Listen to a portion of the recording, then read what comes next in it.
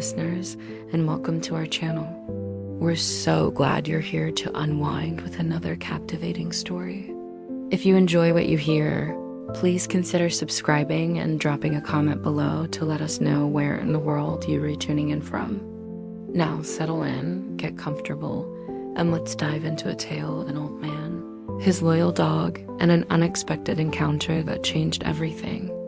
The sun dipped low over the vast, arid expanse of the Arizona desert, painting the sky in hues of fiery orange and deep violet. For Silas, an old man whose face was a roadmap of sun-baked wrinkles and quiet wisdom, the spectacle was a nightly ritual, a silent benediction after another day lived on the fringes of society. His home was a faded, single-wide trailer, its aluminum skin bleached by years of relentless sun, perched precariously on a patch of scrubland miles from the nearest paved road. It wasn't much, but it was his. And more importantly, it was home to Rusty, his loyal German shepherd, whose presence was a constant, comforting weight against the crushing solitude of the desert. Rusty wasn't just a dog. He was Silas's shadow, his confidant, and his fierce, unwavering protector. With a coat the color of burnished copper and eyes that held an intelligence bordering on human understanding, Rusty had been by Silas's side for 7 years, ever since the old man had found him as a scrawny, abandoned pup on the side of that very road. They had nursed each other through tough times, shared meager meals, and weathered countless desert storms together. Rusty's growl, a low rumble that vibrated through the floor of the trailer, was the first and often only warning Silas ever received of approaching strangers or curious wildlife. His bark, when truly unleashed, was a force of nature, enough to deter even the most determined coyote or an occasional lost hiker.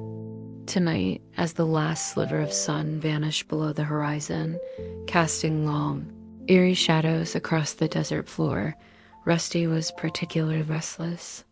He paced the small perimeter around the trailer, his nose twitching, his ears swiveling, picking up scents and sounds that remained imperceptible to Silas.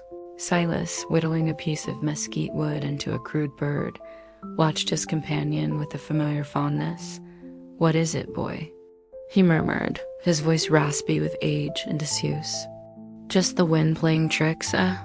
Rusty merely responded with a low whine, his gaze fixed on the distant horizon, where the faint glow of a faraway town shimmered like a mirage. Silas knew better than to dismiss Rusty's instincts.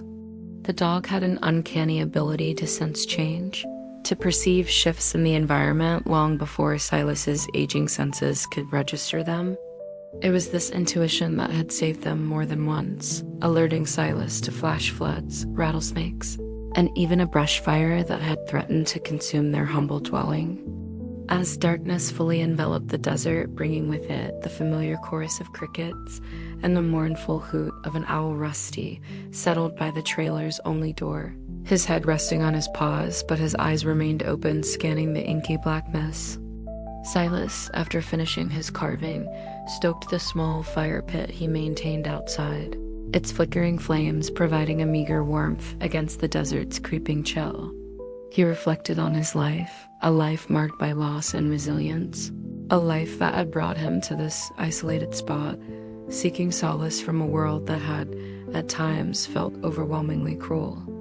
In this vast, silent wilderness, with only Rusty for company, Silas had found a measure of peace, a quiet dignity in his solitude. But tonight, Rusty's unusual vigilance hinted at an impending disruption, a challenge to the carefully constructed tranquility they had cultivated over the years. Silas felt a prickle of unease, a sensation he hadn't experienced in a long time, a premonition that the quiet rhythm of their lives was about to be irrevocably altered. The dog is a medium-sized mixed breed with rough brown, black, and white dusted with dirt from the roadside. Silas had not always lived in a trailer, nor had his life always been defined by the stark beauty of the Arizona desert. There was a time long ago when his days were filled with the clamor of a bustling workshop, the scent of sawdust, and the joyous laughter of a family. He had been a carpenter, a craftsman of fine furniture, whose hands, Now gnarled and spotted with age, once possessed a remarkable precision and strength. His home had been a sturdy two-story house with a white picket fence, nestled in a quiet suburban neighborhood, a stark contrast to the vast, open wilderness that now stretched before him. The transition from that life to this one had been a gradual, painful descent, marked by a series of misfortunes that had chipped away at his spirit, leaving him hollowed out but not entirely broken. First, there was the illness that had claimed his beloved wife, Sarah, leaving an emptiness in his heart that no amount of time or distance could ever truly fill.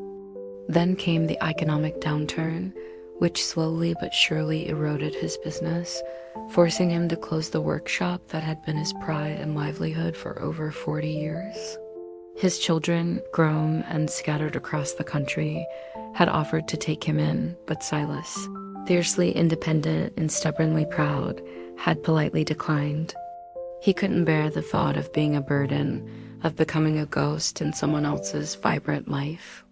He sought refuge in anonymity, in the vastness of the desert, where the quiet allowed him to hear his own thoughts, to process the grief and the changes that had reshaped his existence.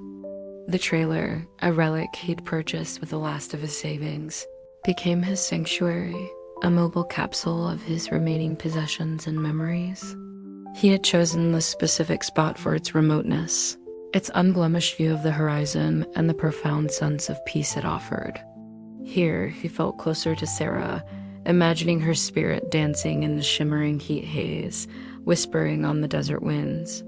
Rusty had arrived in his life during the darkest of those early days in the desert, a serendipitous encounter that had rekindled a spark within Silas, the dog's boundless energy. His unwavering loyalty and his simple, unadulterated joy had been a balm to Silas's wounded soul. They were two lost souls, finding solace and purpose in each other's company.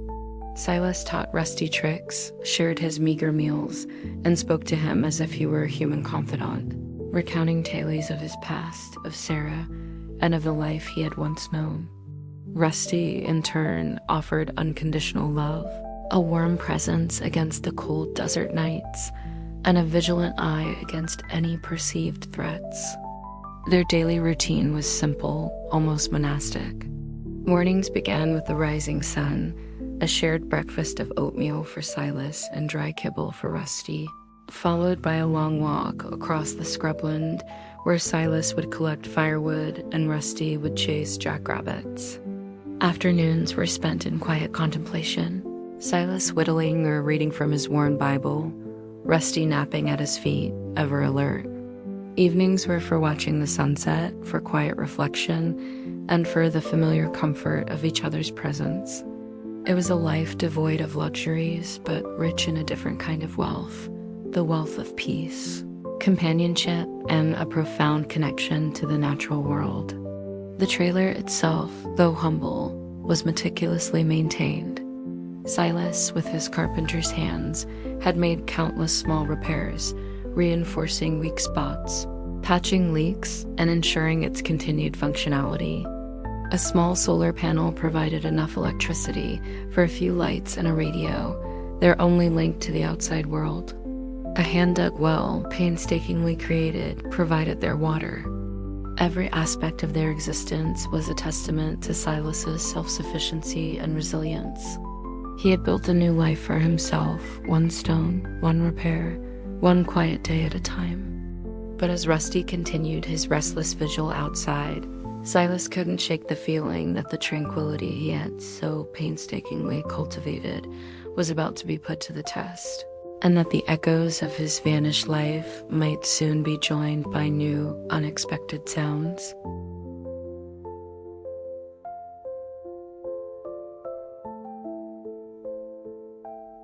Rusty's vigilance was a finely tuned instrument, honed by years of living in the unforgiving desert.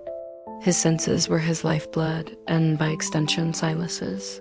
The subtle shift in the wind's direction, the faint scent of an unfamiliar creature carried on the breeze, the barely audible crunch of a pebble underfoot miles away, nothing escaped Rusty's keen perception. He was the trailer's first, last, and only line of defense, a four-legged sentinel whose dedication knew no bounds. His days were a structured patrol. After his morning walk with Silas, Rusty would begin his rounds. He'd meticulously sniff every bush, every rock, every patch of disturbed earth within a 100-yard radius of the trailer, marking his territory, reassuring himself of their immediate safety. He knew every rabbit hole, every gopher tunnel, every snake's favorite sunning spot. These were the minor threats, easily managed with a swift chase or a warning growl. But there were other, larger threats.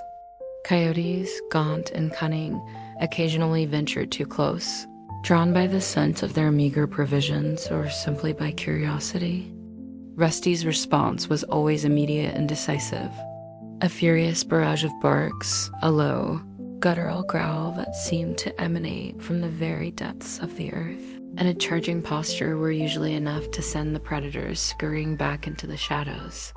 Silas had witnessed these confrontations countless times, always with a mixture of pride and a slight tremor of fear for his brave companion. He knew Rusty would lay down his life for him without a second thought. Then there were the rare human trespassers. Most were lost hikers, their faces etched with confusion and exhaustion, who stumbled upon the trailer by accident. Rusty's initial reaction was always the same, a protective stance. Hackles raised, a series of sharp, authoritative barks. Only when Silas spoke, calming the dog with a gentle hand on his head and a reassuring word, would Rusty back down, though his eyes would remain fixed on the stranger. A silent warning. Silas would offer water, directions, sometimes even a canned meal, always grateful for Rusty's early detection. Without him, the sudden appearance of a stranger could have been far more jarring, even dangerous. Rusty's routine was not just about defending the trailer. It was about protecting Silas. He instinctively understood Silas's vulnerabilities, the way that old man's hearing wasn't what it used to be, how his eyesight sometimes failed him in the dim light. Rusty compensated for these deficiencies, becoming Silas's extended senses. He would nudge Silas's hand if a snake was too close, bark sharply if a vehicle approached from a blind spot, or even stand between Silas and a particularly thorny cactus. Their bond was a symbiotic one, built on mutual trust and an unspoken understanding that transcended words. As the desert night deepened, Rusty's heightened senses were on full alert. The familiar sounds of the night, the chirping of crickets, the rustling of nocturnal creatures, the distant cry of a coyote, were his lullaby, but tonight, something was different. There was a subtle discord in the symphony of the desert, a faint, almost imperceptible hum that vibrated through the dry earth. It wasn't the wind, nor was it the usual drone of a passing aircraft high above. It was a rhythmic thrum, low and persistent, growing steadily louder. Rusty lifted his head, his ears swiveling, trying to pinpoint the source. His nose worked overtime, sampling the air, searching for an unfamiliar scent. His body tensed, a low growl rumbling in his chest, a sound Silas knew well.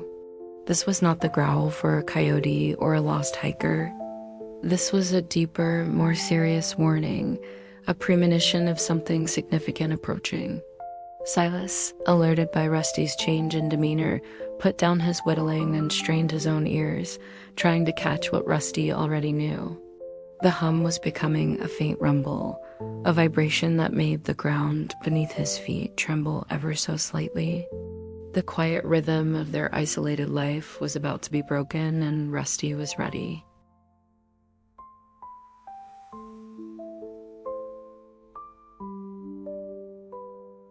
The low rumble that Rusty had detected began to solidify into a distinct mechanical roar. It was a sound utterly alien to the desert's usual symphony of wind and wildlife, a sound that spoke of power and speed, of metal and combustion. Silas pushed himself up from his worn armchair, his joints protesting with a familiar ache, and moved to the trailer's single, grimy window. He squinted into the deepening gloom, trying to pierce the veil of night. but saw nothing beyond the familiar silhouettes of distant mesas and the sparse, thorny vegetation. Yet, the sound was undeniably growing. It wasn't coming from the main highway, which was a good 20 miles away and rarely saw traffic at this hour. This sound was approaching from the network of unmarked, forgotten dirt tracks that snaked through the desert, paths used only by the most determined off-roaders or those who knew this wilderness intimately. Silas felt a knot tighten in his stomach. Strangers were one thing, but strangers who knew how to navigate these treacherous back trails were another entirely. Rusty, meanwhile, was no longer just restless. He was a coiled spring of canine tension. His growls had intensified, his body rigid, every muscle taut. He was now standing at the edge of their small, cleared patch of ground, facing directly into the direction of the approaching noise, his powerful frame a shield between the trailer and the unknown. His barks, when they came, were sharp, authoritative blasts that cut through the night air, echoing across the vast emptiness. Silas knew those barks. They were a serious warning, not just a casual alert. He grabbed his old trusty shotgun from its resting place beside the door, a relic from his hunting days, now kept more for deterrence than actual use. He checked its chamber, the familiar weight of the cold steel, a small comfort in his trembling hands. He wasn't a violent man, but he was a survivor, and he would protect his home and his dog, no matter the cost.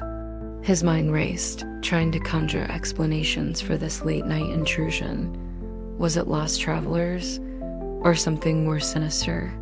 The desert, for all its beauty, held its share of dangers, and Silas had learned to be perpetually cautious.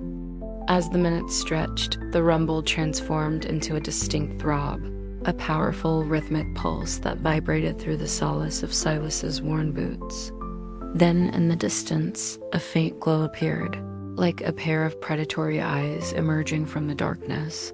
Headlights, powerful ones, cutting through the night with an almost blinding intensity. And then another pair, and another, until a string of lights snaked across the horizon, growing larger, brighter, closer. It wasn't just one vehicle, it was several. A dust cloud, churned up by the approaching convoy, began to rise against the backdrop of the star-dusted sky, a swirling, ominous curtain that announced their imminent arrival. Silas's heart pounded in his chest, a frantic drum against his ribs. He had faced many challenges in his life, but the sudden, unannounced approach of an unknown group in the dead of night, so far from civilization, stirred a primal fear he hadn't felt in years. He thought of Sarah, of the quiet life they had built, and the fragility of peace in a harsh world. Rusty, sensing Silas's fear, pressed himself against the old man's leg for a moment, a silent reassurance before once again focusing his attention on the approaching lights. His growls were now continuous, a guttural symphony of warning. Silas took a deep breath, trying to steady his nerves, his grip on the shotgun firm. Whatever was coming, it was almost here, and he and Rusty, alone against the vast desert, were ready to face it.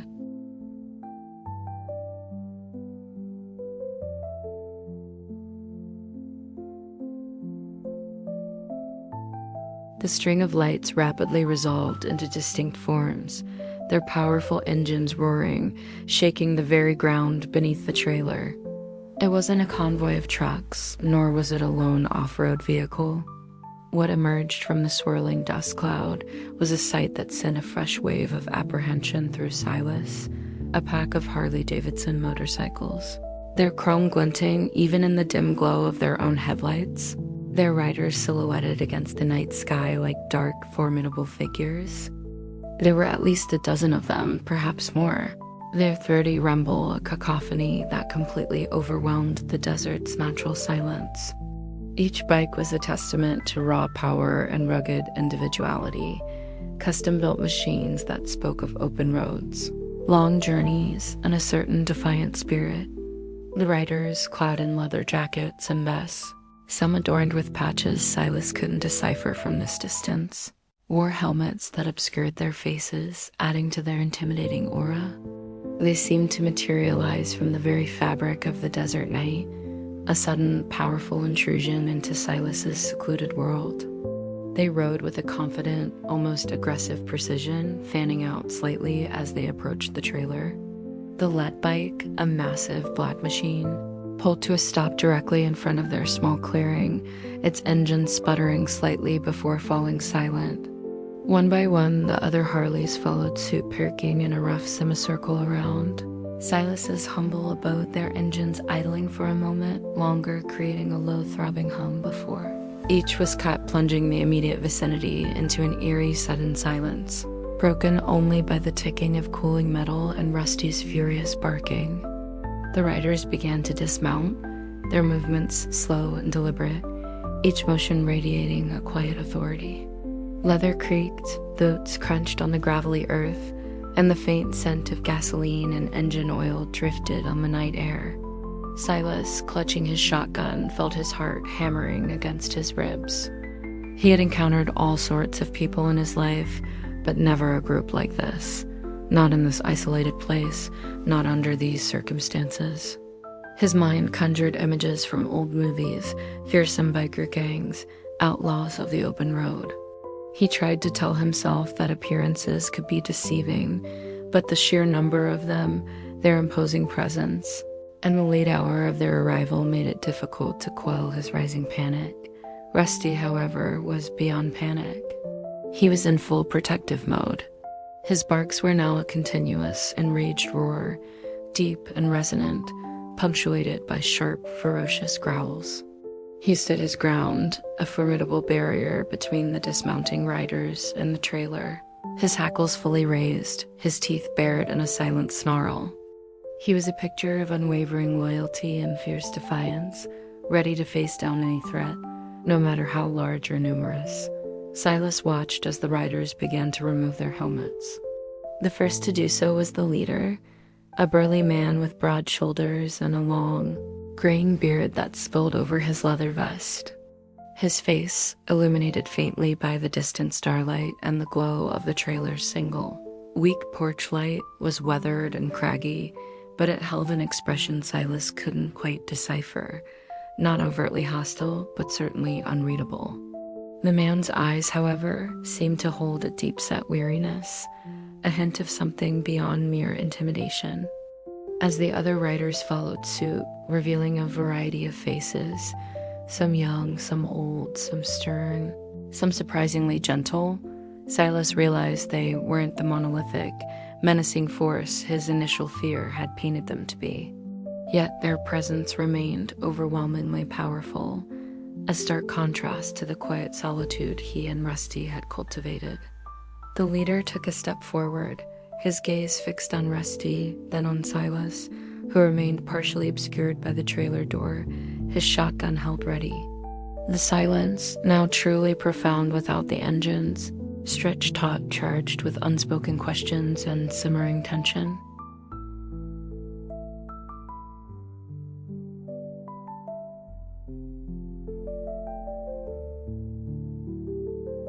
The moment the leader of the pack took that first step, Rusty's response was instantaneous and visceral. A primal, guttural roar erupted from his chest, a sound born of instinct and unwavering loyalty. He lunged forward, not at the man, but positioning himself squarely between the biker and the trailer, his body a solid wall of muscle and fur. His barks were a furious, unbroken torrent, each one a testament to his absolute resolve. His teeth were bared, a flash of white in the dim light, and a low, continuous growl vibrated through the air, daring anyone to approach further. Silas, still gripping his shotgun, felt a surge of both pride and terror. Pride in Rusty's boundless courage, and terror that his dog might be hurt. He knew Rusty would not back down, not for anything, not for anyone, if he perceived a threat to Silas or their home. This was not a playful bark. This was a serious, deadly warning. Rusty's posture was a masterclass in canine threat display. His hackles were fully raised, creating a ridge of bristling fur down his spine that made him appear even larger and more formidable. His ears were flattened back against his head, his tail rigid and held high.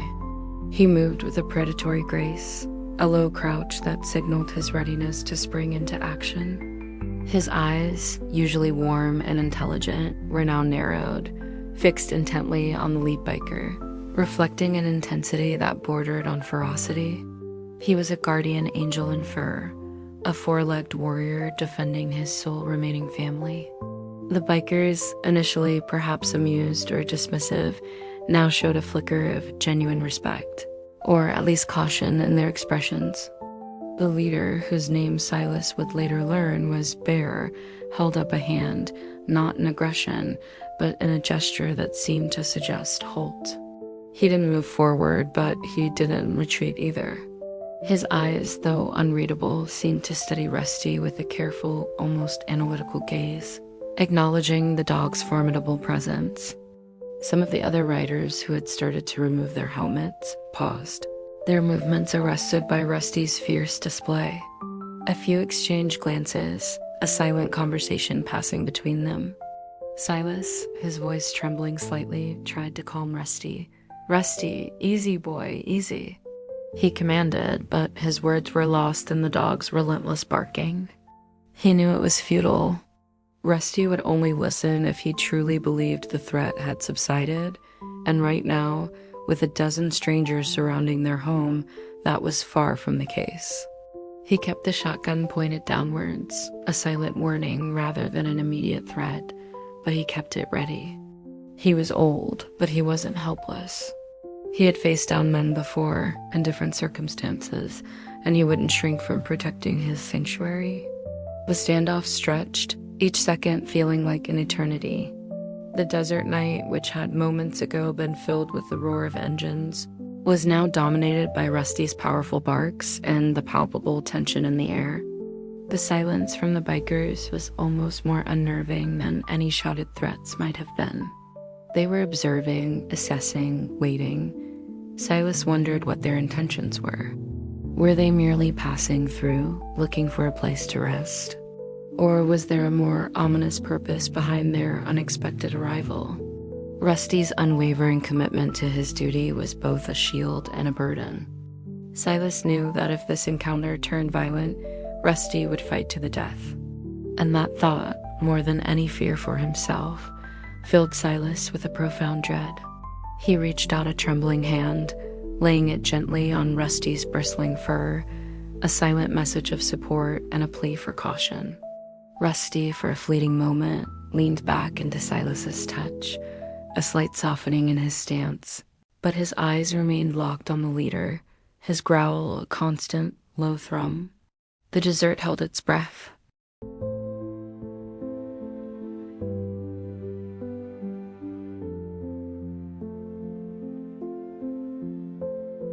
Silas's mind raced, a whirlwind of anxieties and possibilities. His grip on the shotgun tightened, the cold metal a stark contrast to the warmth of Rusty's fur pressed against his leg.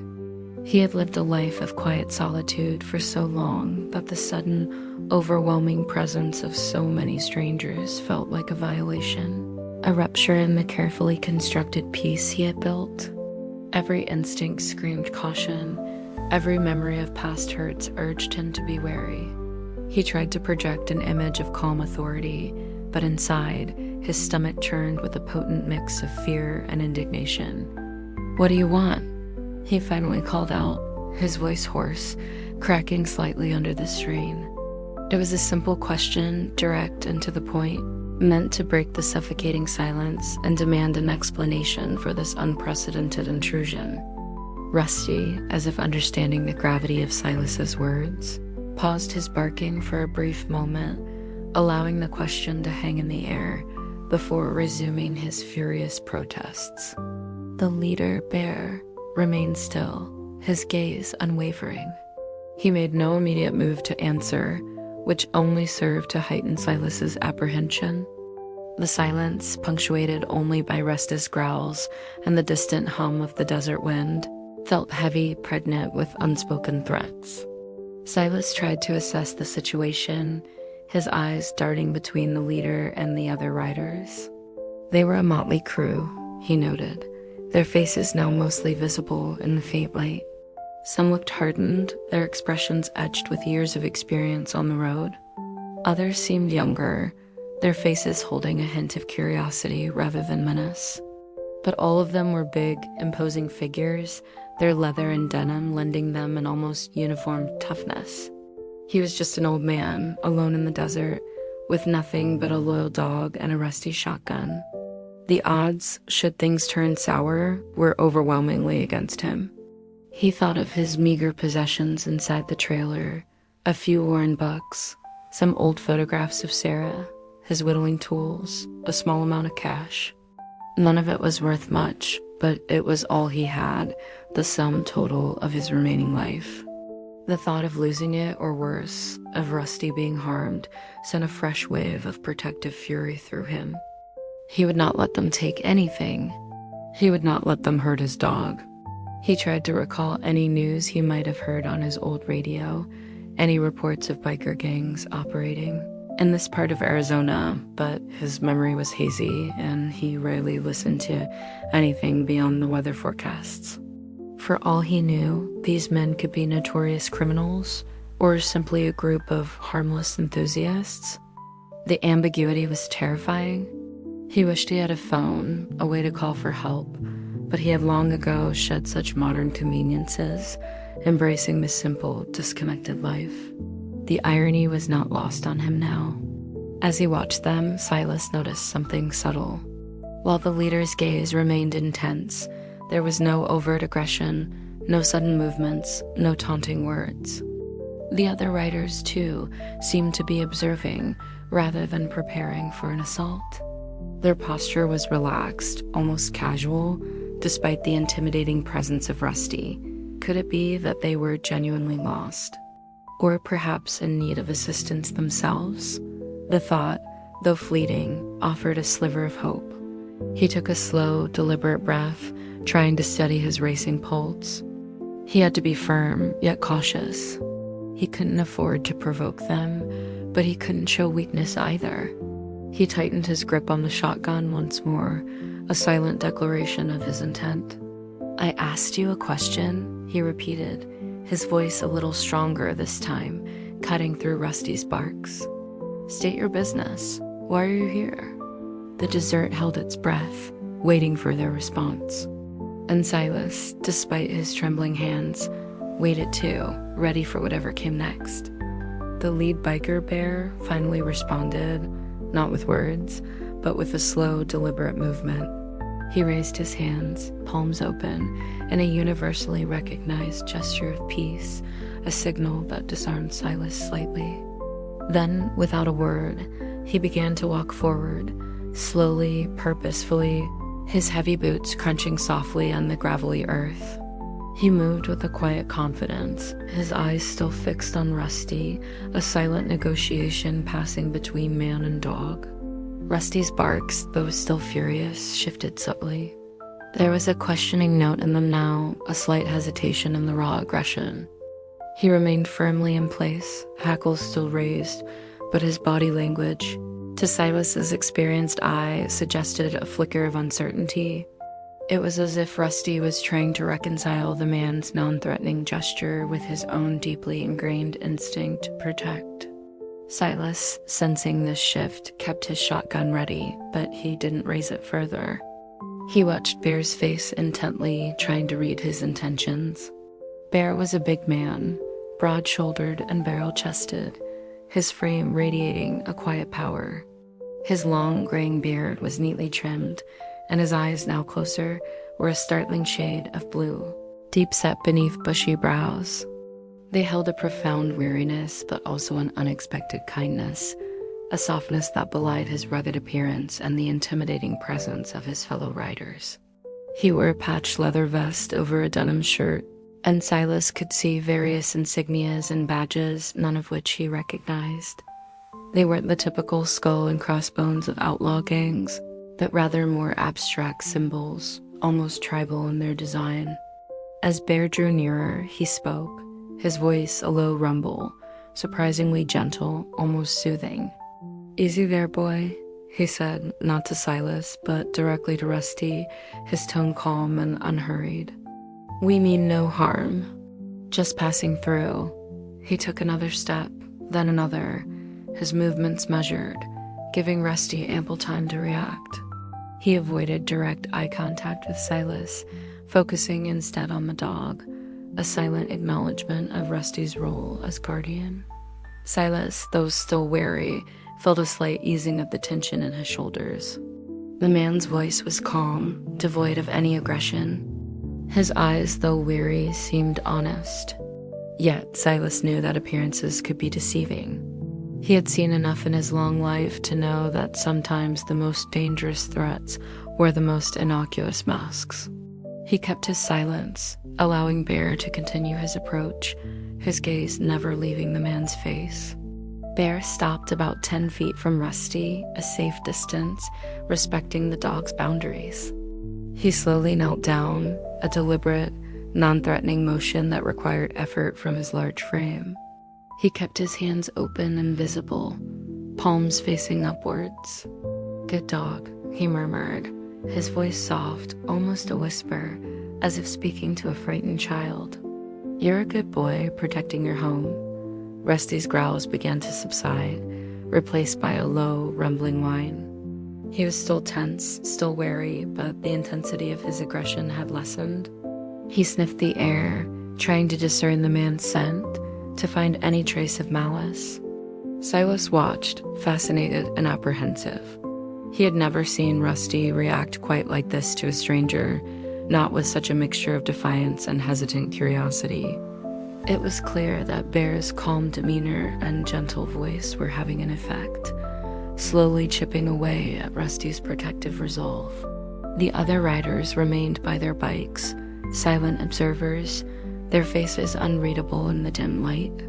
They watched Bear's interaction with Rusty, their expressions a mix of anticipation and perhaps amusement. It was a strange tableau. An old man with a shotgun, a fierce dog, and a burly biker leader, all locked in a silent, tense negotiation under the vast, star-studded desert sky. Silas tightened his grip on the shotgun one last time, a final assertion of his presence, before allowing a tiny sliver of hope to pierce through his apprehension. Perhaps, just perhaps, this wasn't what he feared. Bear remained in his kneeling position, his eyes patiently locked on Rusty, who, though still wary, had ceased his aggressive barking. The growls were now sporadic, lower in intensity, punctuated by the occasional sniff and a soft, questioning whine. It was a delicate balance, a fragile truce born of Bear's calm persistence and Rusty's innate intelligence. Silas, still holding his shotgun, lowered it slightly, resting the butt on the ground, but keeping his hand firmly on the barrel. He wasn't ready to fully trust, but he was willing to listen. Bear finally spoke, addressing Silas directly this time, his voice still low and unhurried. "My apologies for the late hour, friend," he said, his gaze meeting Silas's. "Didn't mean to startle you and your fine protector here. We're a little off course and the light's fading fast." His words were polite, respectful, and carried an air of genuine regret for the disturbance. Silas, however, was not easily swayed. "Off course?" he echoed, a skeptical note in his voice. "This isn't exactly a shortcut to anywhere, especially not at night, and a whole pack of you." He gestured vaguely at the other motorcycles, still silent, still observing. Bear offered a small, weary smile, a flicker of warmth in his deep-set eyes. "We're not looking for shortcuts, old-timer. We're on a long haul, heading south. Got a bit turned around on some of these old service roads. Thought we saw a light up ahead, figured we'd ask for directions. Maybe just camp out for the night if you wouldn't mind." He paused, letting his words sink in. "We're not here to cause trouble. Just looking for a place to rest our heads for a few hours before we hit the road again at dawn." Silas studied him, trying to discern any hint of deception. The man's demeanor seemed earnest, his explanation plausible enough, given the labyrinthine nature of the desert's unmapped trails. Yet the image of a dozen heavily clad bikers appearing out of nowhere in the dead of night, looking for directions, still felt unsettling. He'd lived alone for too long to be naive, to simply accept things at face value. Rusty, meanwhile, seemed to be processing the interaction in his own way. He lowered his head slightly, his nose still twitching, but his tail gave a tentative, almost imperceptible wag. It was a fleeting gesture, a momentary relaxation, but Silas noticed it. Rusty's instincts were rarely wrong, and if he was beginning to soften, there might truly be no immediate threat. One of the other riders, a younger man with a neatly trimmed beard and surprisingly gentle eyes, spoke up from the group. "We've got our own supplies, mister. Just need a flat spot to throw down our bedrolls. We won't bother you." His voice was equally respectful, reinforcing Bear's words. Silas hesitated. His first instinct was to tell them to move on, to guard his solitude fiercely. But something in Bear's weary eyes and the polite earnestness of the younger rider gave him pause. And Rusty's subtle shift in demeanor was a powerful indicator. He considered the sheer logistics of forcing them to leave. They were many, he was one, and even with the shotgun, a confrontation would be disastrous. Perhaps a cautious hospitality was the wiser path. He finally relented, though his tone remained guarded. "All right," he said, his voice still gruff. "You can set up camp over there." He gestured to a patch of relatively flat ground, about 50 yards from his trailer, away from his well, but no fires. "And no noise. You clear out at first light." He watched Bear's face carefully for a reaction. A flicker of relief crossed the big man's features, quickly replaced by a nod of understanding.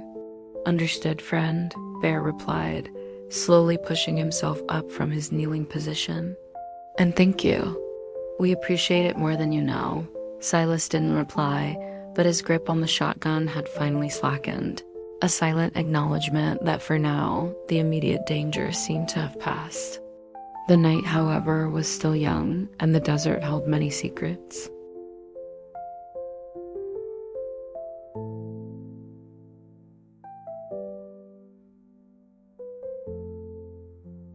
As Bear rose to his full height, Rusty let out a final low growl, a lingering declaration of his vigilance, before settling back on his haunches, his eyes still fixed on the leader. The other riders, having heard Silas's reluctant permission, began to stir, a collective sigh of relief seeming to ripple through their ranks. They started to move their bikes, carefully, quietly, towards the designated camping spot, their movements respectful of Silas's conditions. Bear, however, didn't immediately join them. He took another step closer to Silas, still maintaining a respectful distance, and then, with a slow, deliberate motion, reached into one of the saddlebags on his motorcycle. Silas's heart gave a jolt. His hand instinctively tightened on the shotgun. What was he pulling out? A weapon? A threat? Bear caught the subtle shift in Silas's posture and offered another reassuring, if weary, smile. "No need for that, old-timer," he said softly, his voice gentle. From the saddlebag, he produced not a weapon, but a small, neatly wrapped package. "Just a little something. A thank you for your hospitality." He extended the package towards Silas. It was a surprisingly heavy, rectangular object, wrapped in brown paper and tied with a simple string. Silas stared at it, then at Bear's open, honest face. He was utterly bewildered. He had expected threats, demands, perhaps even violence, but certainly not a gift. His mind struggled to reconcile this unexpected gesture with the imposing image of the biker pack. Rusty, sensing no malice, merely watched the exchange, his ears perked with curiosity. He sniffed the air, and Silas thought he detected a faint, appealing scent emanating from the package. It wasn't the metallic tang of a weapon, but something else, something warm and inviting. Hesitantly, Silas reached out, his gnarled fingers brushing against Bear's as he took the package. The paper was slightly warm to the touch. He unwrapped it slowly, his eyes widening in surprise as the contents were revealed. It wasn't a weapon, nor was it money, or anything he might have expected. It was a freshly baked loaf of bread, still warm, with a rich, inviting aroma that filled the cool desert air. Beside it, tucked into the wrapping, was a small, crudely whittled wooden bird, surprisingly detailed and intricate, almost identical to the one Silas himself had been carving earlier. Silas stared at the bread, then at the wooden bird, then back at Bear. His initial suspicion began to crumble, replaced by a profound confusion, then a burgeoning sense of something akin to awe. He looked at the wooden bird in his hand, a mirror image of his own craft, and then at Bear's large, calloused hands. Had this formidable biker, this leader of a pack of roaring machines, taken the time to carve such a delicate object? Bear noticed Silas's gaze on the wooden bird. "My boy, little Billy, he loves to carve," Bear explained, a hint of tenderness entering his voice. "Always got a knife in his hand. Made that one this morning, said it was for a wise old owl who helps travelers find their way. We didn't expect to find a real wise old man and his dog, but, well, seemed fitting." Silas felt a lump form in his throat. The breadth, the gesture, the unexpected craftsmanship of the wooden bird, it was all so profoundly unexpected, so utterly human, so completely at odds with the menacing image he had conjured. He looked at the warm loaf of bread, a luxury he hadn't tasted in years, and then at the small carved bird, a symbol of shared quiet artistry. He didn't know what to say. His initial apprehension, though not entirely gone, had been profoundly shaken by this surprising act of kindness. Rusty gave a soft whine, nudging his hand towards the bread, as if urging him to accept this unexpected gift. The desert night, which had felt so menacing moments ago, now held a different kind of quiet, a quiet filled with the echoes of a surprising humanity.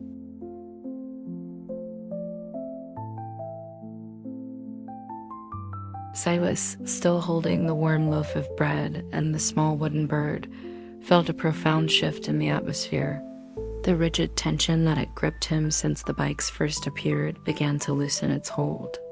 The unexpected gift had cracked through his hardened shell of solitude and suspicion. He looked at Bear, his eyes, usually sharp and guarded, now softened with a mix of wonder and hesitant gratitude. He cleared his throat, struggling to find his voice. "Thank you," he managed, the words feeling foreign on his tongue after so much silence. This is very kind," Bear nodded, his weary smile returning. "Just a small token, friend. We appreciate you letting us rest here. These desert nights can get mighty cold, and finding a clear spot away from the critters ain't always easy." He gestured towards the other riders, who were now quietly spreading out their bedrolls and setting up their minimal camp about 50 yards away. They worked efficiently, their movements practiced and unobtrusive, respecting the boundaries Silas had set. Rusty, no longer growling, now sat patiently by Silas's side, his head cocked, watching the unfolding scene with intelligent curiosity. He glanced at the bread in Silas's hand, then back at Bear, as if trying to understand this new, unexpected dynamic.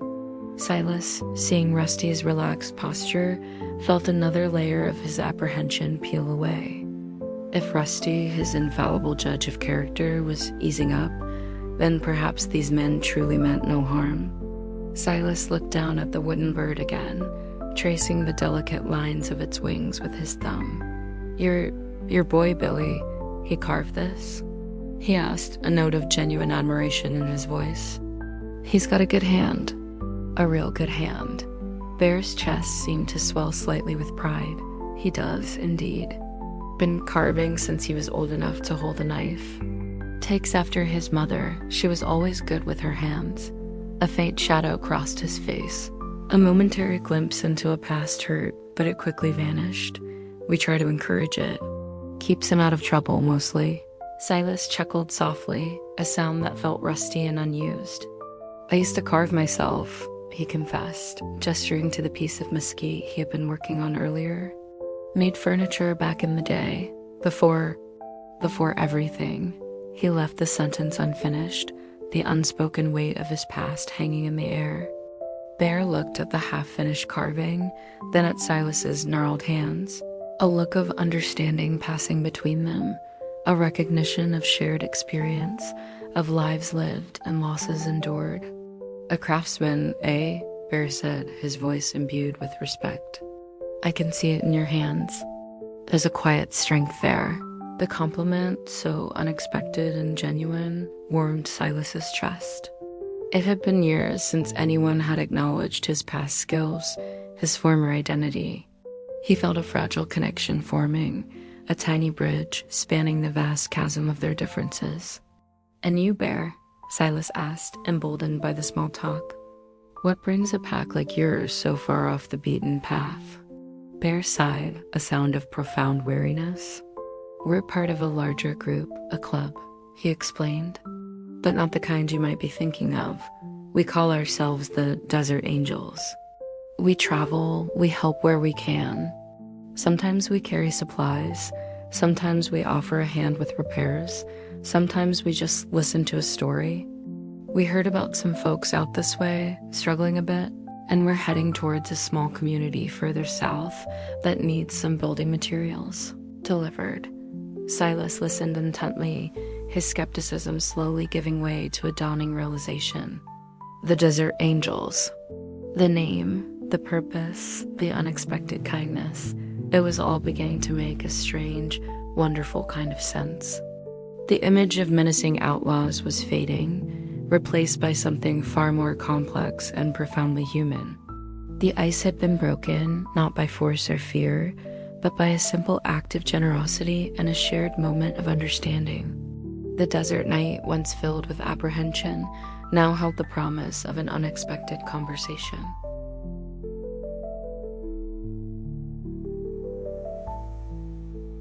Despite the softening of his heart, Silas remained inherently cautious. Decades of solitude and self-reliance had instilled in him a deep-seated wariness of strangers, a survival mechanism honed by years of living on the edge. He had accepted the bread and he appreciated the kind words, but he wasn't ready to fully open his life or his trailer to a dozen men he'd only just met. His hospitality, therefore, remained guarded. Well, I appreciate the explanation, Silas said, his voice still tinged with a faint gruffness. But my offer stands. You can camp there, no fires, no noise, and you're gone at first light. He made sure his gaze was firm, communicating that while he was grateful for the gesture, his rules were non-negotiable. Bear met his gaze with understanding. Fair enough, friend. We respect your rules. We're just grateful for the spot. He then turned, giving a signal to his riders, who were now quietly and efficiently setting up their bedrolls on the designated patch of ground. They seemed to be an organized group, moving with a practiced ease, each person knowing their role.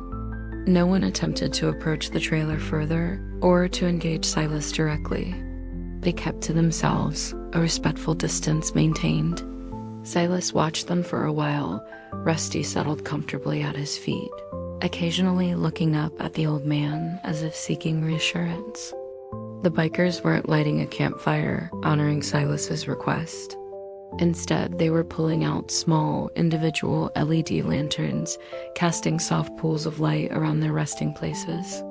Some were quietly unwrapping sandwiches or energy bars, their evening meal a stark contrast to the warm bread Silas now held. He felt a pang of guilt for not offering more, but his provisions were always scarce, and his ingrained caution made him hesitant to share too much, too soon. He took a bite of the bread. It was delicious, crusty on the outside, soft and fragrant within, a taste of comfort and civilization he hadn't experienced in years. He broke off a small piece and offered it to Rusty, who accepted it gently, his tail giving a slow, happy wag. The simple act of sharing this unexpected gift with his loyal companion brought a warmth to Silas, his chest that had nothing to do with the fire pit. After a while, Bear walked back towards Silas, carrying a thermos. Coffee, old-timer? he offered, his voice low, not wanting to disturb the quiet. "We always brew a big pot for the road. Plenty to share." Silas hesitated for a moment, then nodded. The thought of hot, fresh coffee was incredibly tempting. He hadn't had proper coffee in months, relying instead on instant granules. Bear poured a steaming cup into a metal mug and handed it to Silas. The aroma was rich and invigorating, a small luxury in the vast wilderness. "Thank you," Silas said, taking a cautious sip. It was strong, black, and perfectly brewed. He felt a renewed sense of gratitude, and a tiny crack appeared in his carefully constructed wall of reserve. Bear sat down on a nearby rock, not too close, but close enough for conversation. He didn't push, didn't pry. He simply sat in comfortable silence, sipping his own coffee, observing the stars that had begun to blaze with astonishing brilliance in the clear desert sky. The other riders were mostly settled now, quiet murmurs of conversation occasionally drifting over, but nothing loud enough to disturb the peace. Silas found himself studying Bear's profile in the dim light. The man looked tired, truly exhausted, as if he carried the weight of many miles and perhaps many burdens. He didn't fit the stereotype of a menacing biker. There was a quiet dignity about him, a sense of weary benevolence. Silas, for the first time in a long time, felt a flicker of genuine curiosity, a desire to understand these unexpected visitors who had arrived in such a dramatic fashion, yet behaved with such unexpected grace. He took another sip of coffee, the warmth spreading through him, and for a moment, the vast, empty desert felt a little less lonely.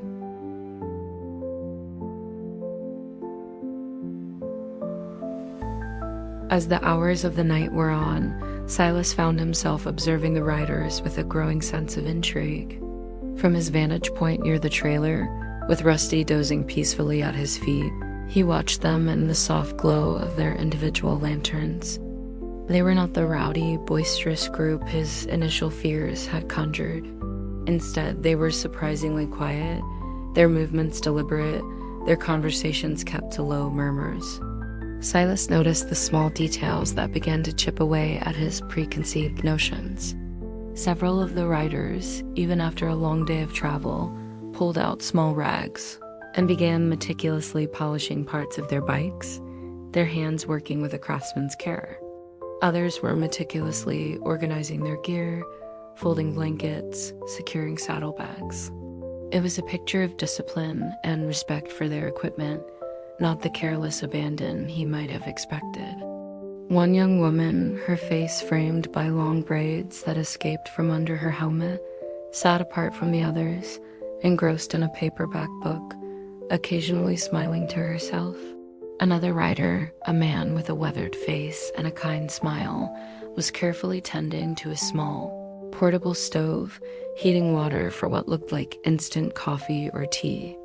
There was a sense of quiet camaraderie among them, a shared purpose that transcended mere friendship. Silas watched Bear too. The leader, after sharing coffee, had rejoined his group. He moved among them, speaking softly to individuals, offering advice, or simply sharing a quiet moment. He seemed to be a natural leader, not through intimidation, but through a quiet authority and a genuine concern for his people. Silas noticed Bear checking on each rider, ensuring they were comfortable, that their gear was secure. He even saw him patting the shoulder of the young woman reading, a paternal gesture that further softened Silas's perception of him.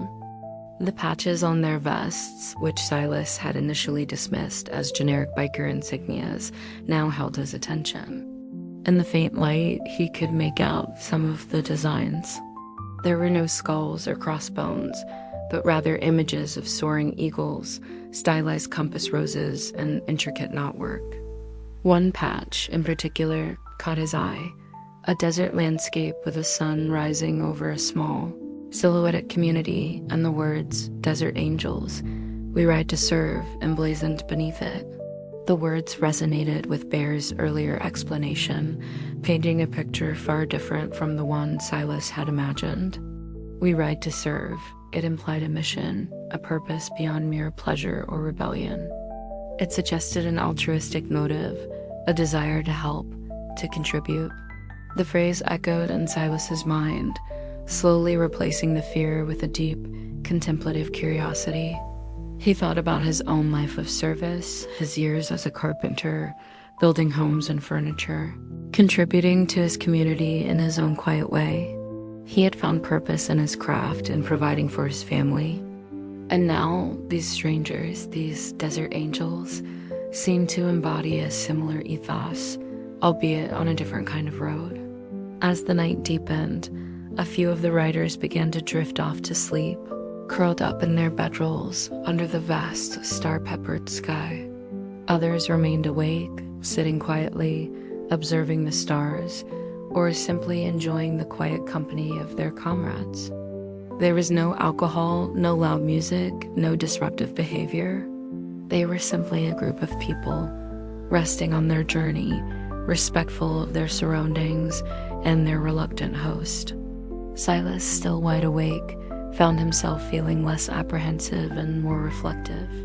He had judged them harshly and unfairly based on their appearance, on the roaring sound of their machines, on the stereotypes he had absorbed over the years. He was reminded of his own life, of how quickly judgments could be made, and how often they proved to be wrong. He watched the last embers of his own small fire glow, a silent witness to the quiet transformation unfolding within him. The desert, for all its unchanging vastness, was always capable of surprising him, and tonight was no exception. He was beginning to see these riders not as a threat, but as something else entirely.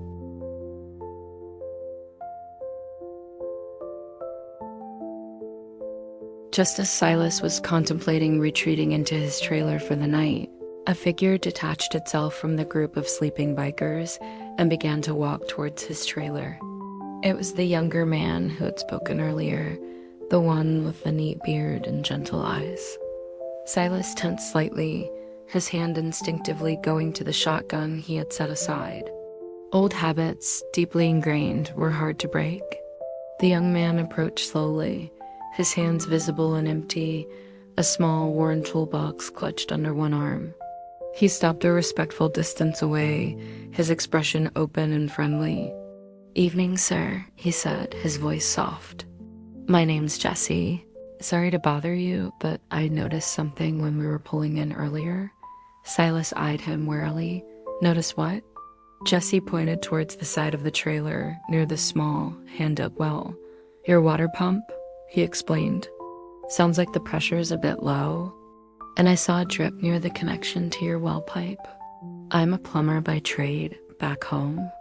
Wouldn't take me more than an hour or so to tighten that up for you, if you wouldn't mind." Silas stared at him, dumbfounded. He had been struggling with the well pump for weeks, the water pressure steadily declining, a constant source of frustration and worry. He had put off trying to fix it himself, knowing his old hands weren't as nimble as they once were, and dreading the cost of calling someone out to this remote location. And now, here was a complete stranger, a biker, offering to fix it unsolicited in the middle of the night. It was such an unexpected act of generosity, so far removed from his expectations that Silas was momentarily speechless. He looked from Jesse's earnest face to the small toolbox, then back to the leaky pipe he could just discern in the faint light. Rusty, sensing no threat, nudged Jesse's hand with his nose, then gave a soft whine, as if encouraging Silas to accept the offer. Jesse smiled, a genuine, warm smile. "No charge, sir, of course.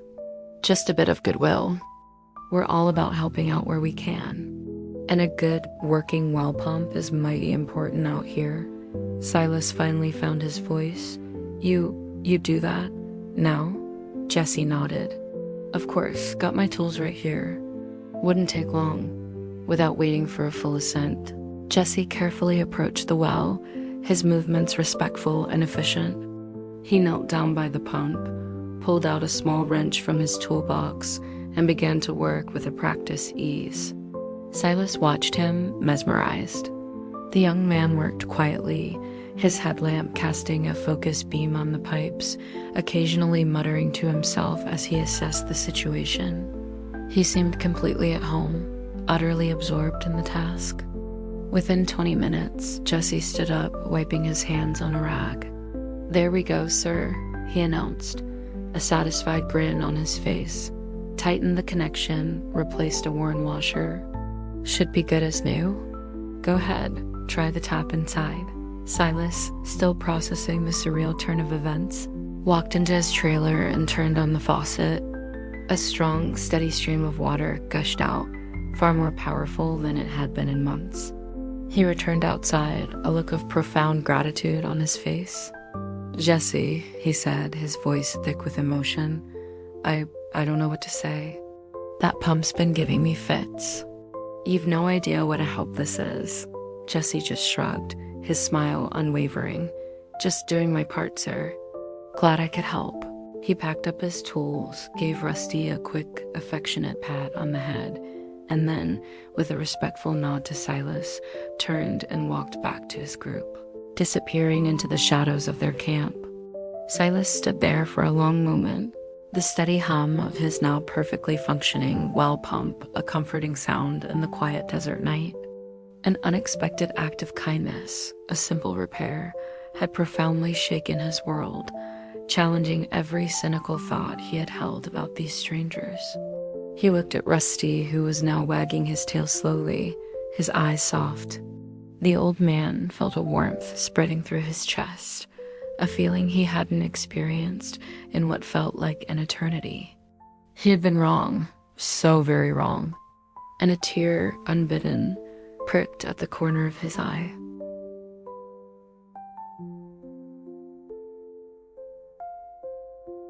The repair of the well pump was a pivotal moment, not just for Silas, but for Rusty too. Dogs, with their unerring ability to read intentions and emotions, often sense things long before humans do. Rusty had registered Silas's relief, his genuine gratitude, and the unexpected kindness of Jesse. His initial hostility towards the bikers had been a direct reflection of his protective instincts for Silas. Now, as Silas's own guard lowered, so too did Rusty's. He no longer regarded the camp of desert angels with suspicion. Instead, his posture had relaxed. His ears no longer perpetually swiveled in their direction. His tail, once rigid, now hung loosely or wagged with a gentle, inquisitive rhythm. He would still occasionally glance towards them, but it was with a look of casual observation rather than vigilant watchfulness. Jesse, in particular, seemed to have earned a special place in Rusty's estimation. The morning after the well repair, as the first pale light of dawn began to touch the eastern horizon, Rusty ventured closer to the bikers' camp. Silas, watching from his trailer door, held his breath. He saw Jesse sitting alone, packing his gear, and Rusty approached him cautiously, his nose twitching, sniffing the air around the young man. Jesse, seeing the dog, smiled and extended a hand, palm open, offering a small piece of beef jerky. Rusty sniffed the offering, then looked at Jesse's face as if weighing the gesture. After a moment, he gently took the jerky, his tail giving a tentative wag. Jesse, emboldened, reached out and scratched Rusty behind the ears, a spot the German Shepherd particularly loved. Rusty leaned into the touch, his body relaxing further, and let out a soft sigh of contentment. It was a clear sign of acceptance, a bridge built between species, based on trust and a shared moment of kindness. Other riders, waking up and preparing for their departure, noticed the interaction. Some smiled, others nodded approvingly. There, the leader watched from a distance, a knowing look on his face. He seemed to understand that Rusty's acceptance was a barometer for Silas's own shifting emotions. If the dog, the fierce guardian, was now comfortable, then the old man must be too.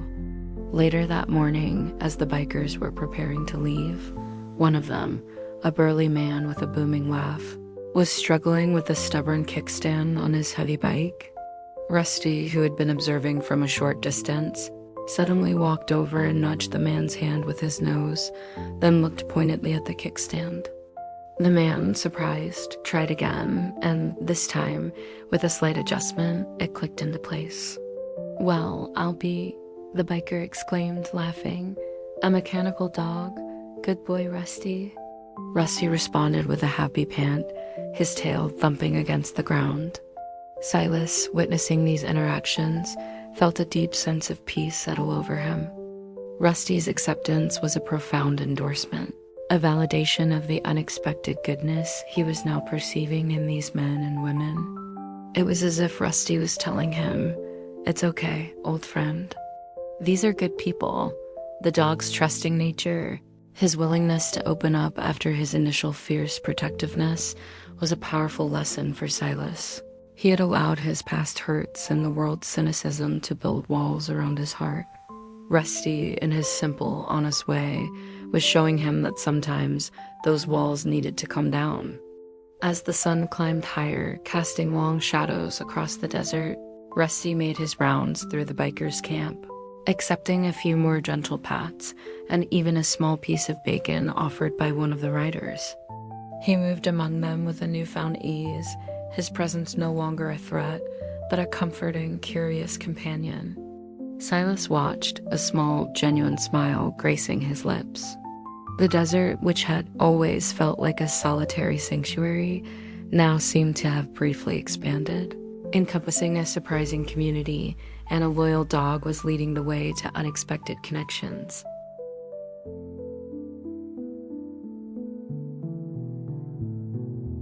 With Rusty's full acceptance, the last vestiges of Silas's suspicion began to dissipate, replaced by a burgeoning curiosity and a genuine desire for connection.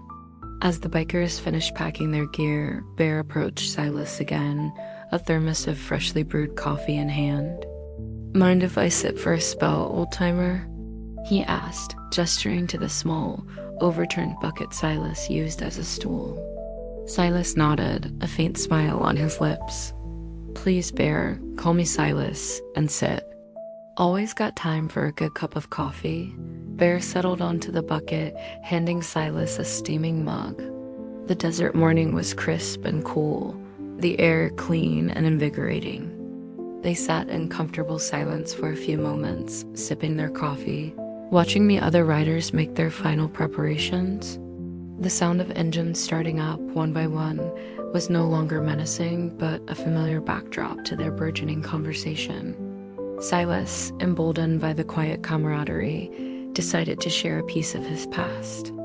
"You mentioned your boy, Billy, and his carving," he began, his voice softer than usual.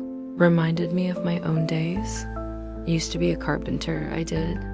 Made tables, chairs, cabinets, whole houses even. Had my own workshop, the smell of fresh-cut wood always in the air." He paused, a faraway look in his eyes. "My wife, Sarah, she loved the smell of cedar. Always said it was the smell of home." Bear listened intently, his blue eyes fixed on Silas. He didn't interrupt, didn't offer platitudes. He simply absorbed Silas's words, a quiet understanding radiating from him. When Silas finished, Bear took a sip of his coffee. "Sounds like a good life, Silas," he said gently. "A life of creating. Something to be proud of." It was, Silas agreed, a hint of sadness in his voice. "Until it wasn't, lost Sarah, then the workshop. Everything just faded away. That's how I ended up out here. Needed a place where the memories wouldn't shout so loud." Bear nodded slowly. "I understand, Silas. Everyone's got their own desert, a place they retreat to when the world gets too much. My wife, Martha, she passed a few years back. Cancer." The silence after she was gone, it was deafening. "That's when I joined the Desert Angels. Needed to find a new purpose, a way to make the noise stop." Silas looked at Bear, a profound sense of recognition passing between them. They were two old men, both scarred by loss, both seeking solace in their own ways. The roaring Harleys, the leather vests, the intimidating appearance, it was all just a facade. a different kind of armor worn by men and women carrying their own griefs and seeking their own forms of healing. Bear continued, his voice taking on a more reflective tone. The club, we started it a long time ago. A bunch of us, veterans mostly, who found ourselves adrift after our service. We realized we still had a purpose, still had a desire to serve. So we ride. We find communities, individuals, sometimes just lost souls like ourselves who need a hand up. We don't ask for much, just a bit of kindness in return, if you can spare it. He then shared stories of their journeys, of helping rebuild a church after a tornado, of delivering school supplies to a remote reservation, of simply stopping to fix a flat tire for a stranded family. Each story was a testament to their quiet mission of goodwill, a tapestry of unexpected encounters and profound human connections woven across the vast American landscape. Silas listened, captivated, his heart slowly but surely opening to these strangers. The initial fear had given way to curiosity, then to respect, and now to a dawning sense of kinship. The desert, which had long been his private sanctuary, now felt like a shared space, a place where stories could be told and healing could begin.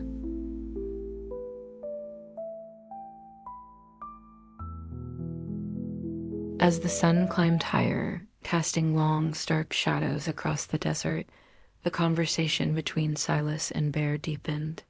The other riders, having finished their packing, slowly gathered around, drawn by the quiet intimacy of the exchange. They listened respectfully as Silas recounted more tales of his life as a carpenter, of his beloved Sarah, and of the profound peace he had found, despite his solitude in the vastness of the desert.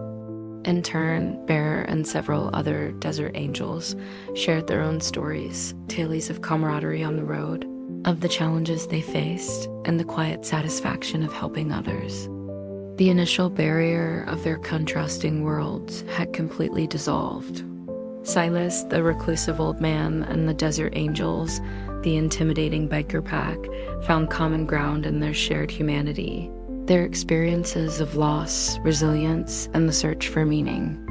Laughter, genuine and unrestrained, occasionally rippled through the group, a joyful sound that had been absent from Silas's life for far too long.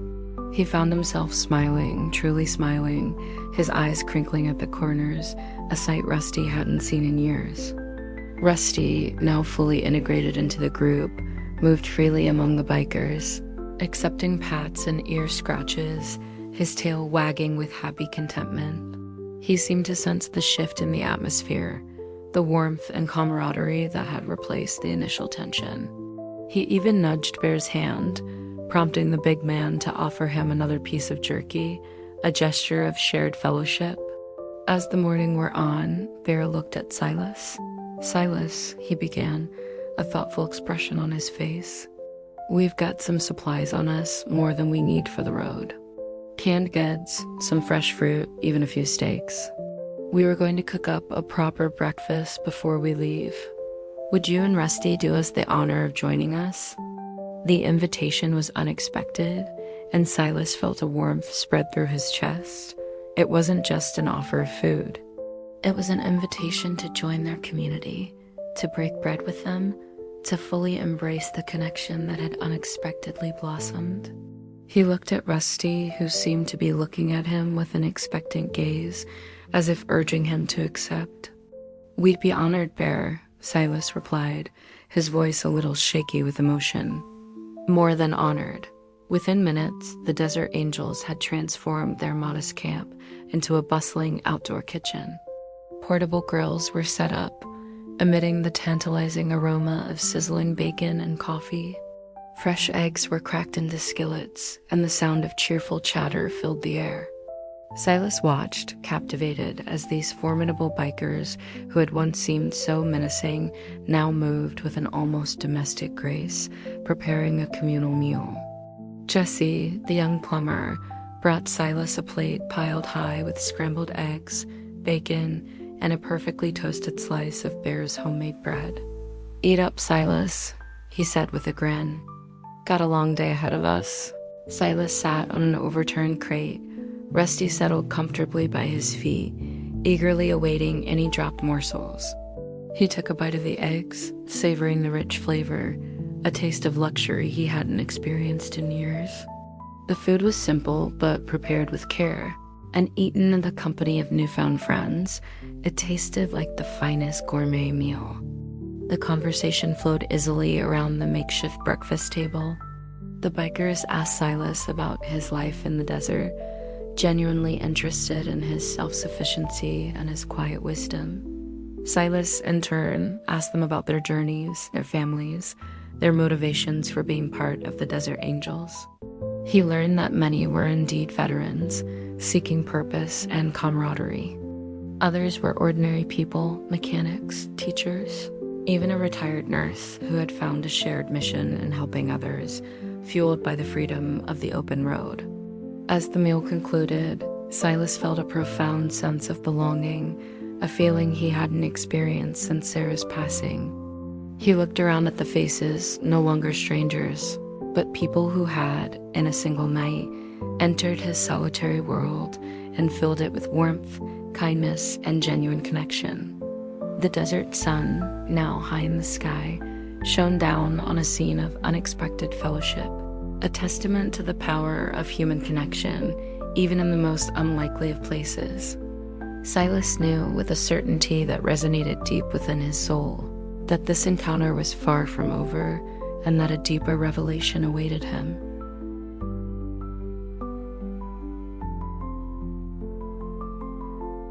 After the communal breakfast, as the Desert Angels began to pack up their remaining gear, a hush fell over the group. Bear approached Silas once more, his expression now serious, a hint of something profound in his deep-set blue eyes. "Silas," he began, his voice low, "there's something else we need to tell you. Something that might explain why we specifically took this detour."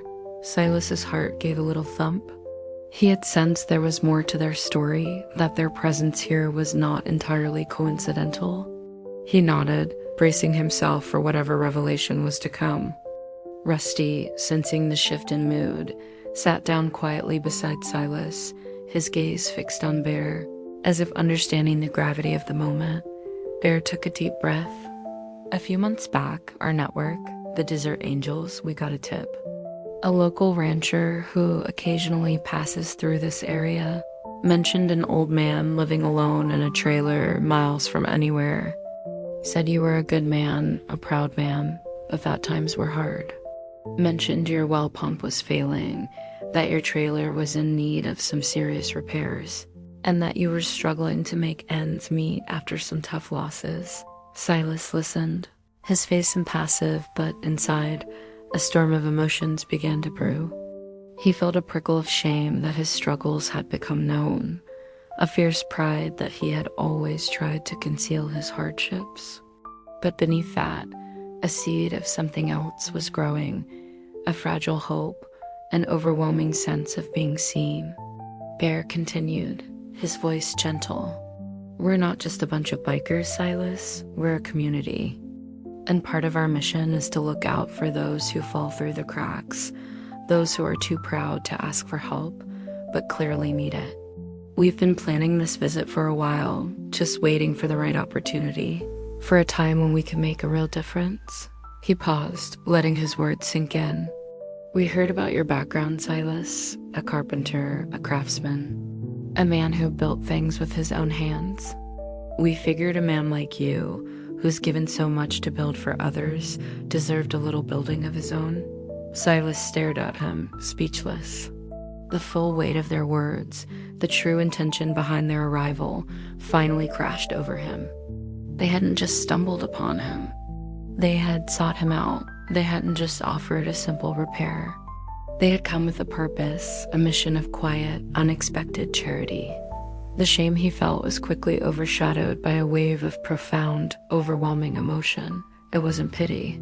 It was respect, a recognition of his dignity, a silent acknowledgement of his past contributions. Jesse, the young plumber, stepped forward, a sympathetic smile on his face. "We didn't just fix your well pump, Silas," he said softly. "We also took a look at the support beams under your trailer. They're pretty rotted. And your roof's got a few weak spots we noticed. We've got a team and materials back at a rendezvous point just a day's ride from here.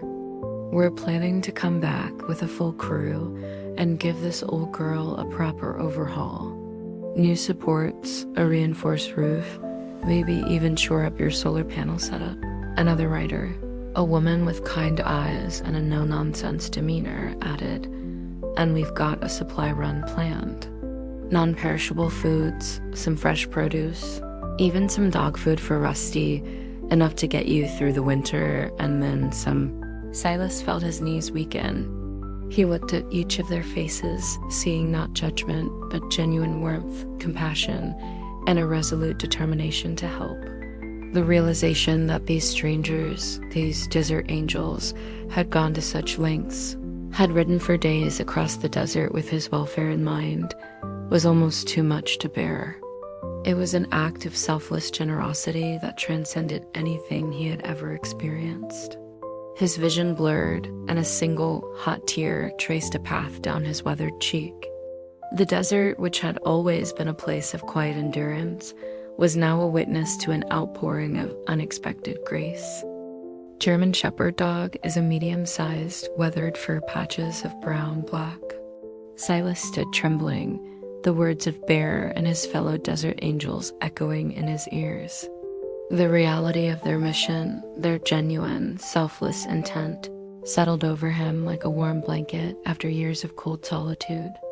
He had braced himself for trouble, for confrontation, but instead, he was being offered a lifeline, a profound act of kindness that he hadn't known he desperately needed. The tears, once a single hot stream, now flowed freely, unchecked, carving paths through the dust and grime on his weathered cheeks. It had been years, decades even, since Silas had allowed himself to cry, to truly feel the raw vulnerability of his emotions, but these weren't tears of sadness or despair. These were tears of overwhelming gratitude, of a profound recognition that he was not, after all, completely alone.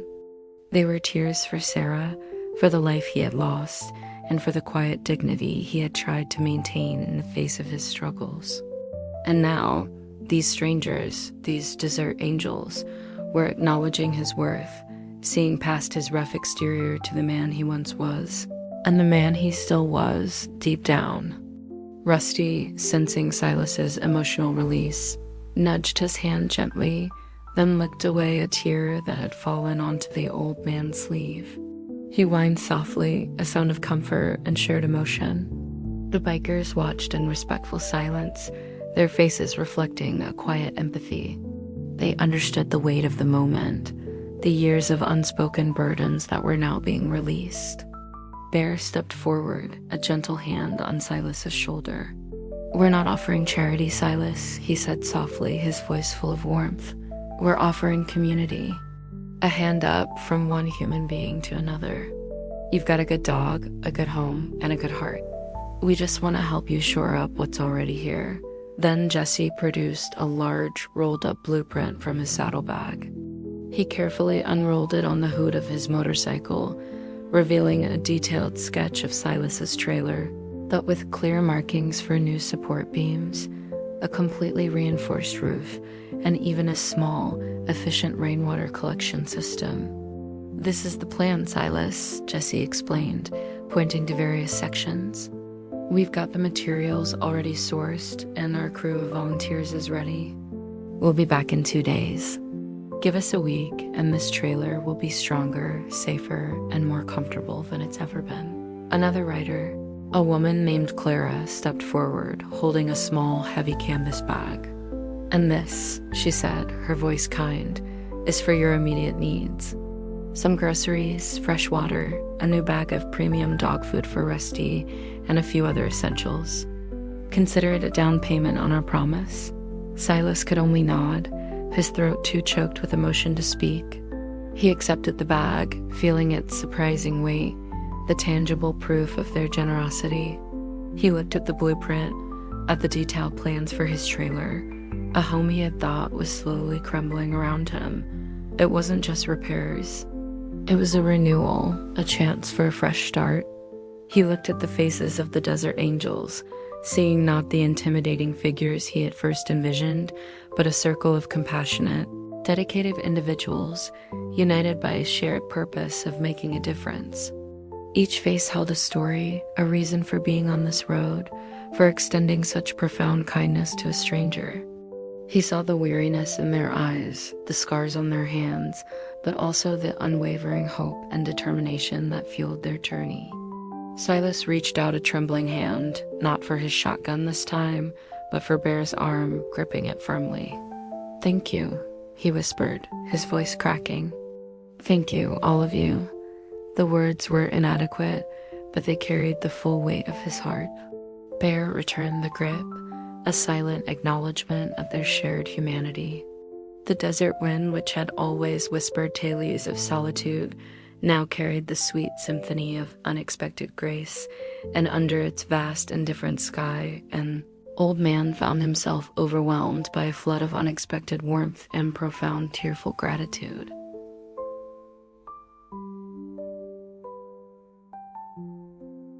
As the desert angels prepared for their departure, the atmosphere was no longer one of tension or even cautious hospitality, but of genuine warmth and farewell.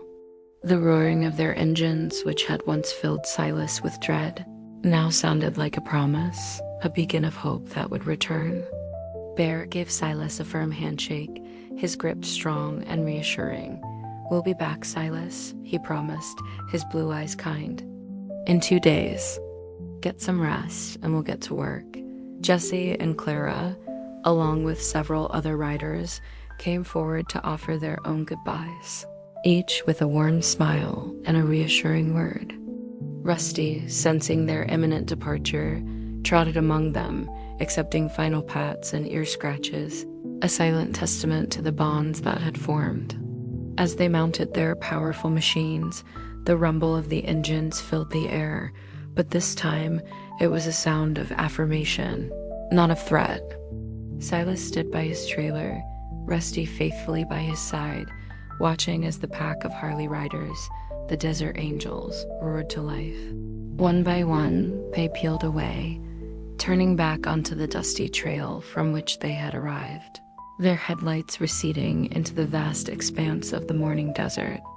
The dust cloud they kicked up was no longer ominous, but a fleeting golden haze against the rising sun, a beautiful, temporary veil over the horizon. Soon, they were gone, leaving Silas and Rusty once again alone in the quiet solitude of their desert home. But this time, the solitude felt different. It was no longer tinged with the familiar ache of loneliness or the constant hum of worry. It was a solitude filled with the echoes of laughter, the warmth of shared stories, and the overwhelming proof of unexpected human kindness. Silas looked around his small clearing, at the spot where the bikers had camped, a few faint tire tracks the only evidence of their presence. He looked at his trailer, no longer a symbol of his isolated existence, but a home soon to be renewed, a testament to the generosity of strangers.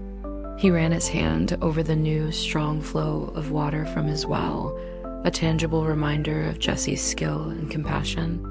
He picked up the small wooden bird that Billy had carved, holding it gently in his palm, a tiny, exquisite symbol of the connections he had made. He looked at Rusty, who was now sitting patiently, gazing at the distant horizon where the bikers had disappeared. "They'll be back, boy," Silas murmured, his voice soft, imbued with a newfound hope. "They'll be back," Rusty responded with a soft whine, then leaned into Silas's leg, a comforting, familiar presence. Silas reached down, ruffling the fur on Rusty's head, a deep, contented sigh escaping his lips. He knew with a certainty that resonated deep within his soul that his life had irrevocably changed. He had learned a profound lesson about judging appearances, about the hidden depths of human kindness, and about the enduring power of community, even in the most unlikely of places. The sun continued its ascent, painting the desert in brilliant golden light. A new day had dawned, not just over the Arizona landscape, but over Silas's heart. He was an old man, still living in his trailer in the desert, but he was no longer alone. He had found a connection, a community, and a renewed sense of hope. And as he looked out at the vast, beautiful wilderness, he knew that the quiet rhythm of his life would soon be joined by the joyful sounds of hammers, the friendly chatter of volunteers, and the enduring warmth of human connection. The desert, once a place of retreat, had become a place of rebirth, a testament to the extraordinary things that can happen when a pack of Harley riders arrives. And what happens next makes an old man cry tears of pure, unadulterated gratitude.